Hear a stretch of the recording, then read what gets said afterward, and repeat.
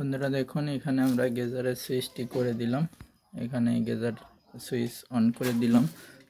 গেজারের পানি গরম হচ্ছে, আর এখানে যে ট্যাপ আছে এটা আমরা করে দিলাম আজকে। আর এখানে গরম পানিটি করতেছে, ঠিক আছে বন্ধুরা। আর এটার থেকে ঠান্ডা পানি নিতে পারবে। ঠান্ডা পানি প্লাস গরম পানি দুটো একসাথে বালতিতে ব্যবহার করতে পারবে, বালতিতে নিয়ে গোসল করতে পারবে। এই জন্য মূলত আমরা গেজারটি এই দেয়ালের পেছনে সেটিং করে দিলাম। দেখুন বন্ধুরা, কাজটি কীরকম হয়েছে অবশ্যই আপনারা কমেন্টে জানাবেন।